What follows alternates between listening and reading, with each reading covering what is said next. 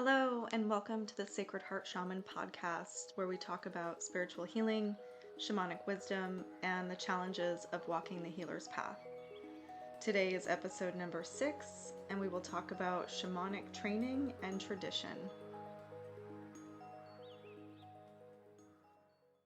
Hello, and welcome to the podcast. Today we are talking about shamanic tradition and training. So, when I started doing this work, we'll call it shamanic work, I didn't know who I was. I didn't know what I was doing. And I had several spirits tell me that I was a shaman. And that was the word that they kept using. And so I ran with it. I identified with that label. I think shaman and sangoma, I identify most with, but really, I don't know that there's one word. There's so many things that you could use to describe what it is that I do, from psychic, medium, seer, um, shaman. I really like spirit doctor because there's lots of doctoring that happens. And I'm sure there's so many other names. Curandera would be another one. And I can't even say it properly because I don't speak Spanish. So when it comes to shamanism, I was on the lookout for a teacher for a long time. I didn't feel called to any of the traditions that were out there. I had friends who were doing like Mesa training. I had some friends who were going to Peru to be trained, but none of them really resonated with me. And personally, my human bloodline comes from Ukraine and like England, Ireland, and Scotland. And Ukraine's lineage, it's gone as far as I know. Unfortunately, it's not safe to travel there at this time. My DNA relatives, like after they came over through Ellis Island, there's no record of them before that. Nor have I been able to find any via DNA testing, and I can't go there at the moment. So that bloodline has been cut off from me. I have spent some time in England, Ireland, and Scotland, and that one feels very much alive. But I've never found a teacher who comes from any of those places that feels real and true to me. Um, in spirit, I do work with ancestors, my personal ancestors from London, from Peru, from Africa, and many additional ones who were here before humans were here on Earth. So that's interesting. Also, interesting to note that we have our human bloodline and we have our spiritual bloodline, and they are almost never the same, though there's gifts and abilities and teachings and ancestors in both bloodlines, and neither are invalid. Like they're both very valid when it comes to this work. So we can't approach it in a linear way at all when it comes to talking about ancestors or lineage. So I've never found a specific tradition that resonated with me, though I do have experience with shamans in a few different backgrounds. I worked with one shaman from Peru, from the Shipibo tradition. I sat in several of his ceremonies and sat in with lessons. It was not like formal training or anything, but there was a lot of knowledge and wisdom sharing. And that was when I knew that plant spirits were part of my role. They were part of my job. And I'm not specifically talking about ayahuasca. In fact, I don't feel strongly that Westerners should be taking ayahuasca, and I'll save that for a different podcast. But just plant spirits in general. It was the first time I heard the concept, and he was like saying how you could start with something as simple as what grows in your garden, and that just blew me away. And then I read Plant Spirit Medicine by Elliot Colwyn and realized that I was not crazy, that I was actually experiencing plant spirit medicine. And it's been a cool thread for me to follow, but I never had any training. This was years ago. It was hard to even find someone you could talk to about this, never mind someone who was training on it. And it feels like at this point, there's a lot of different types of training, and I can't speak to any of them. But when I was up and coming as who I am, I did not have a teacher, and so I learned directly from the plants. And the plants told me how they wanted to be worked with and how they wanted to be spoken to and what it took to cultivate a relationship. And the shaman from Peru was the one who kind of set the stage, opening up that as even being a possibility for me. Um, so that was interesting. I think he would consider himself a shaman. He worked with ayahuasca. I don't know that he did much outside of ayahuasca, which is interesting, but that was his main jam. Another shaman that I worked with was an Armenian shaman, and her bloodline was very, very deep with shamanism. The way that she was raised and taught legit sounded like Harry Potter style. And she shared a lot of information with me about like the history of shamans, especially in the UK, and the roles that they have over there. And it's still a very hushed situation from mainstream, but she taught me a lot of non-traditional shamanic mm, work and methods and ideologies, and also confirmed for me, like, hey, yeah, you're right. The spirits are telling you you're a shaman. That's what you are. Good job. Now get to work. So that was really interesting. I worked with her for almost 2 years learning um, Shaman 101, if you will. And that was a really cool experience. And ultimately, our paths kind of went in different directions based on what we were being called to do. And then my third training experience was with core shamanism. So that's like Michael Harner's shamanism, where he takes the core aspects from shamanism of different traditions and like basically distills it and teaches it to people in the form of training. I didn't have a good experience with that training. The teacher really invalidated a lot of what I experienced and said, and things that were coming to me, and I was told that this was impossible and that was impossible and I must have copied her. Like it was weird. Um, and the training ended up getting canceled by the teacher as a result of things not feeling great on behalf of some of the students in the group. So over the years, I've tried to receive training, and it seems that formal training or structured training or traditional training has not been in the cards for me. And that's been kind of hard to accept because it means that I have to find other ways to figure out how to use my abilities and bring them to the world. I also deeply considered doing the shamanic training. I think it's Alberto Villaldo's training. And then I kept meeting people who had like horror stories about completing that training, and the teachers and the outcomes, and this idea that you could even attend a training to be a shaman or to use shamanic practice is completely insane to me. And I'll talk about that more in a little bit as I chat about my current training. It's the first year that I've offered shamanic training.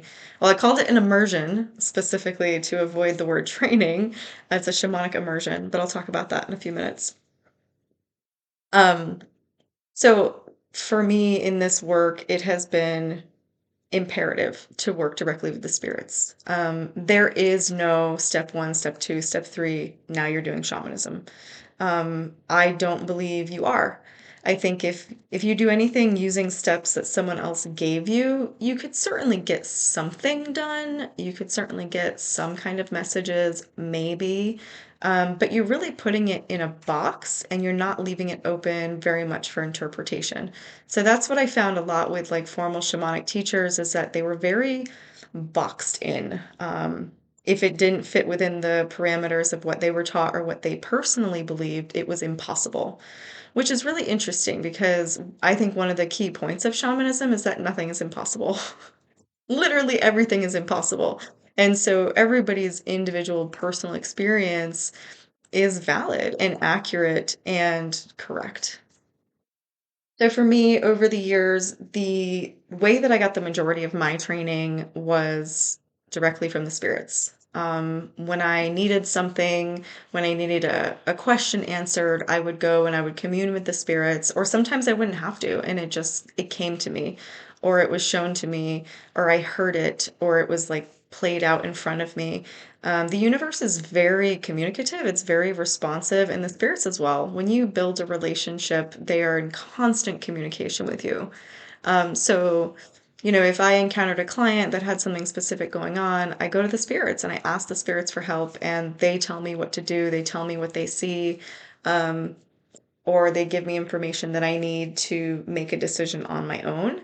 And honestly, given that shamanism is about bridging communication between the spirit world and the human world, it would make sense that everything goes to the spirit world directly. Like that there are not specific protocols you need to do in order to accomplish something. Now, the second piece to that is our paradigm is constantly changing. Like, if you look around, I know many of you can feel that time has changed, that the substance of our universe has changed, that the veil is thinner than it used to be, that energy is easier to feel. There's been a huge change going on over the last couple years. And when you have that kind of paradigm change or shift, like literally the consistency or the fabric of our reality has been altered, you cannot operate with the same rules. Like things do not work the same way that they used to. The same logic or steps or um anything, nothing applies the same way. And so if you're not in direct communication with the spirits, with universe, God, self, like whatever you want to call it, all of those things are different, they're all the same. It's a complicated thing. If you're not directly in contact, how are you knowing like what needs to be done at this point? This thing that we addressed last year in this way now needs to be addressed differently. Um, because the energy has changed. The rules of our game have changed. So I kind of have I don't know what you want to call it. I don't have a good feeling about shamanic training because they are teaching basic steps, and that really limits you and holds you back. And it makes people think that they have the right or the ability, maybe not the right, everybody has the right, but the ability to do things they don't, or they shouldn't, um, or that they'll harm people in the process of doing. I have a lot of mixed feelings about this because a lot of people will go through shamanic training programs and think that they can and should be doing shamanic practice, or now they're a shaman, or maybe they thought they were a shaman coming in, but really there was like a whole ego shadow thing. And when it comes to training, there's a big like, you pay us the money and we do the thing we said we would do, and we issue the thing we promised to issue. And that's a really shitty way to approach shamanism. It's incredibly, I think, disrespectful to the practice. Um, and I see people getting hurt with it. You know, I hear stories of people who teach at some of these training programs where the students will ask questions that are honestly like kind of basic shaman questions, and the teachers would be like, "Oh no, that's a question for a master." I just had this conversation with someone the other day. Um, they were talking about like something that they saw on a journey, and I know what they're talking about. Like, yeah, this is totally normal. Let's break it down. And the teacher was like, "Oh no, I only deal with spirit animals." What? That's total insanity to me. Like, why are we teaching shamanism if it's not like that deeply within ourselves? So yeah, that's how I feel about shamanic training programs. Now, I also have a controversial opinion about tradition. So, I think it's really rad when there are lineages of people who like practice certain kinds of magic and shamanism. That's awesome. I know they still exist. I've never been a part of one. It sounds cool, but I've never been drawn to tradition because I believe that at some point tradition is meant to die.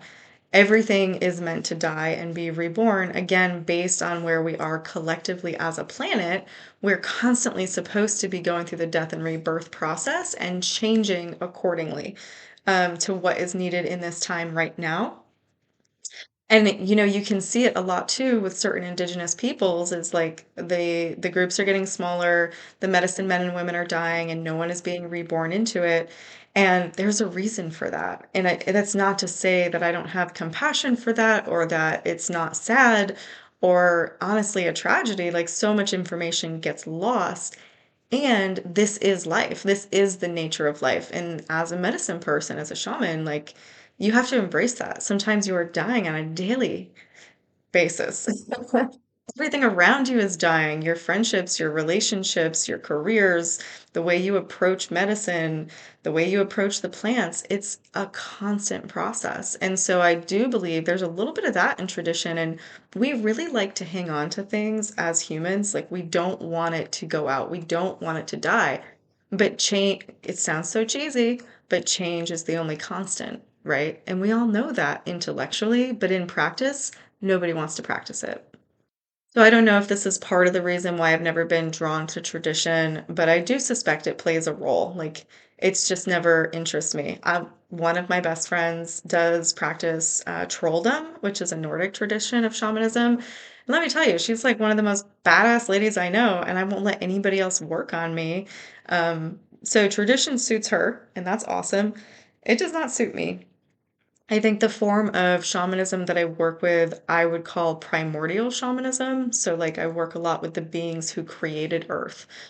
So they play by different rules, they have different perspectives, different intentions, certainly, but it's like back to basics of shamanism. So, the earliest roots of religion come from animism and shamanism, and that is more along the lines of what I personally work with.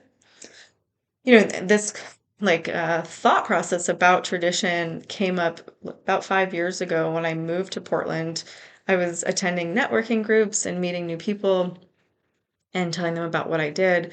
And I'll never forget, I went to this women's networking group and I told her that I was a shamanic practitioner, and she was like, of what tradition? And I said, um, no tradition, like the original shamanism. And she was like, what even does that mean? And she was so nasty to me. And I like left this networking group like crying. I was so offended. I was like, what does that even mean? What is a tradition? Like I literally did not know that there were traditions because I had been learning directly from the spirits. I didn't know that that was a thing. And it seems like a very like label Westerner, what tradition did you train with? Like, oh my God, it's so ridiculous. Anyway, that's when I decided that I didn't want to train with a tradition and I didn't want to be a part of a tradition, that there was something much deeper and more ancient that I was going for in how I was approaching shamanism. Now, again, I cannot say this enough. This does not mean that tradition is bad. I think if you have a calling to study shamanism or practice it, or you have a shamanic calling, you should do what feels right for you. And a lot of people love training in a tradition, and I think that's awesome. And it definitely has its place. For me personally, that was not my that was not my path, and I've completely made peace with it and kind of really enjoy talking about the alternative path. So the alternative path to me was direct connection, no tradition, no structure, and kind of learn as you go. And that's been both a blessing and a curse, as you can imagine. I didn't have a lot of guidance. I got lost a lot. I got confused a lot. There were many times where I thought I was crazy. That still definitely happens because, when you see stuff and experience stuff other people don't experience, it's really easy to feel insane. Um, Anyway, this last year, I had been mulling over the idea of doing a shamanic training, and of course, I have this kind of imposter syndrome of, well, who am I to teach shamanism? In fact, I'm the perfect person to teach shamanism. And as I came to that realization, I decided to do my first training course, and I really knew that I didn't want to call it a training. So I called it Primordial Shamanism, Primordial Shaman Immersion. I don't know. Those words were in there. We're working with primordial shamanism. I didn't want to call it training because I think it's super inappropriate to say that you're training shamans. But, as I've been here in the Pacific Northwest, I've been meeting so many people who are so clearly shamans. Like they were either born that way and stayed that way, or they were born that way and they were traumatized and they had to remember. But the medicine people and the shamans that were in indigenous tribes, the ones that have stopped popping up there, are now popping up in the West. It's the people of the West who are being awakened into this role, and they need different kinds of teachers. Like their lineage has different kind of trauma. Our bloodlines are so jacked out here in the West because we've had so much like relocation and death and loss of information. It's actually incredibly traumatizing, and we really have to approach healing and being healers in a much different way. Anyway, so as I started growing my community and meeting more local people, I could see that there were quite a few people who have a shamanic calling, whether or not they knew what to call it, and different kinds of shamans, right? Like there's not one kind, but to me, the shamanic path is like deeply, deeply grounded. It feels very deep. It's not woo, it's not astral, it's just a different kind of calling, and I can often recognize other people who are on the shamanic path. Um, and so as I met more people like that, I realized that I really needed to do a training that was not like the other trainings out there. And nobody should be training online to be a shaman. Like, I'm sorry, but we need the in-person experience. There is something so different about being in each other's presence. And when we add the internet in there, it really just changes things, and that's okay sometimes, and it's not okay in other times. And so I really feel strongly about not doing online shamanic training, and I'm trying to figure out how to make that more accessible to other people. But I started my first training this year, and I typed out a syllabus. I went over like all of the regular shaman things, soul retrieval and extraction and energy work and journeying and divination, like all the basic shaman tools. And the first month, it went really well. We did what was on syllabus. And it was all about connecting to the spirit world and like mapping our worlds and navigating and asking questions and building relationship with the spirits. It was amazing. Halfway through the first month, we have our first check-in, and like, man, the energy was so intense. The messages were so intense. They were like, this person's in shadow work, and this one needs to heal this. And one of my people had a massive migraine on the phone call. I felt like I was going to pass out. I was like, what is happening right now, guys? And I go in and I talk to my spirit team, and they're like, throw the syllabus away. Here's what we're doing.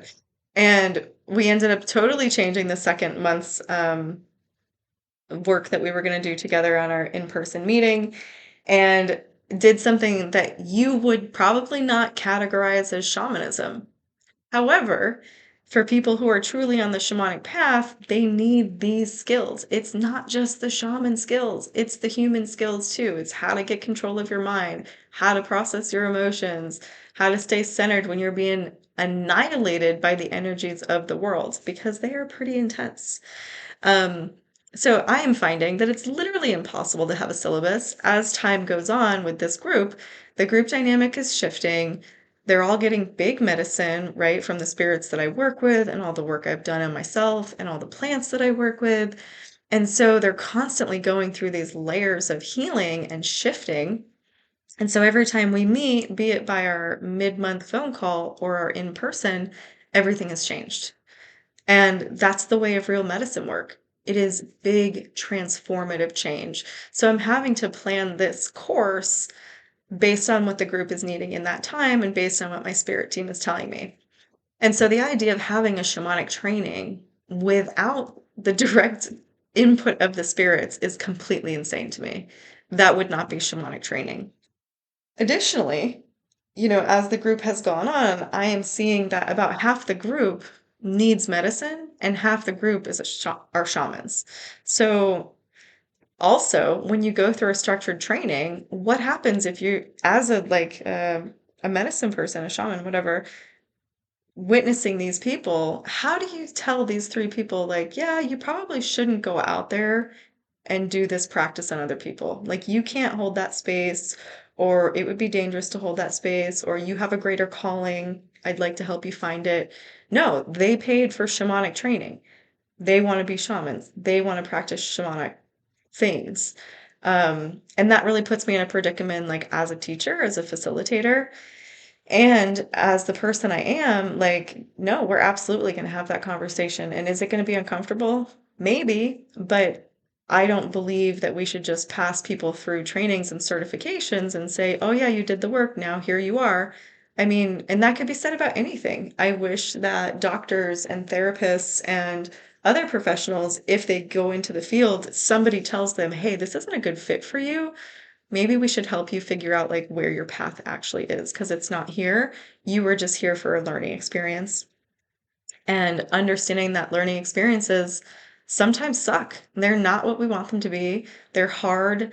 They don't lead us to the place where we thought we were going, and it makes for uncomfortable, challenging conversations. So anyway, that's been super interesting in this training.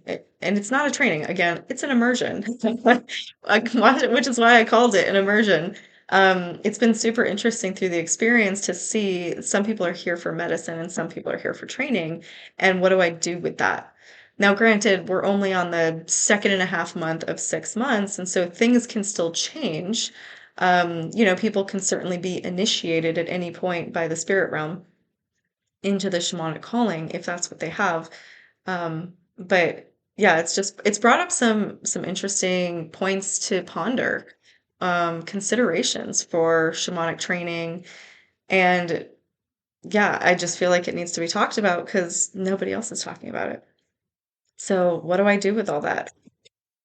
I have fluid dynamic shamanic immersions where some people are there for medicine and some people are there for training. And I think the people who are there for training, who have the shamanic calling, like truly, they will go on to do different things with me. I bought it's funny, I bought a domain name years ago called Shamans of the West. And my thought was there are going to be more shamans. Spirit keeps telling me I'm going to lead shamans. All right, I'm going to buy this domain. I don't know what it is about domains. I love buying them.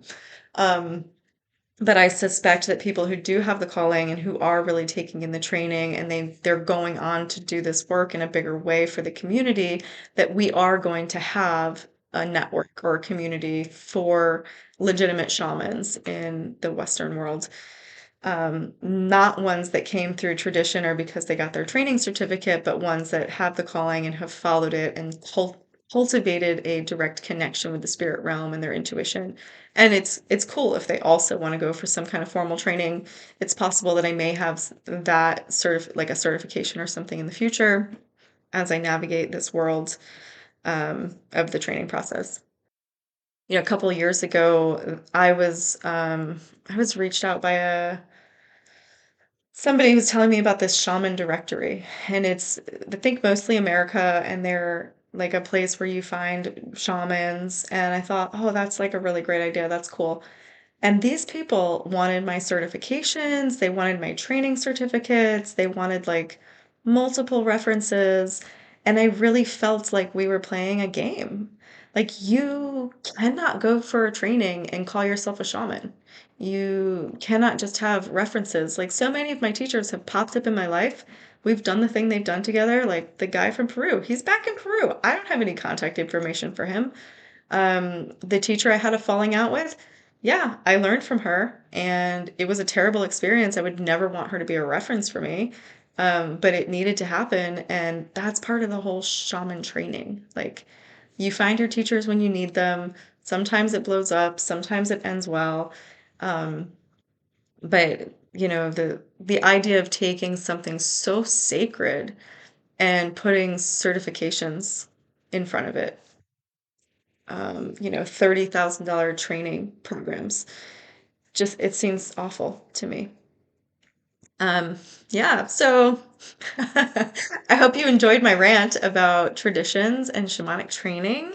I do plan to have my second primordial shamanism immersion next year, in the spring. And I am hoping to do some kind of longer retreats that are shamanic immersions where we will do like deep, deep shamanic work, working with the spirits, learning new tools, mostly for personal practice, but also for people who have the shamanic calling. But are looking to like get a deeper understanding of what that actually means and how to start working with it.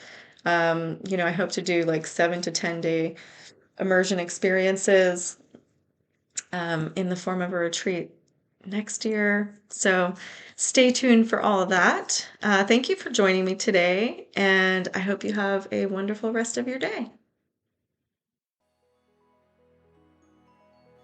If you enjoyed this podcast and want to know more about me and my work, you can find me at www.sacredheartshaman.com.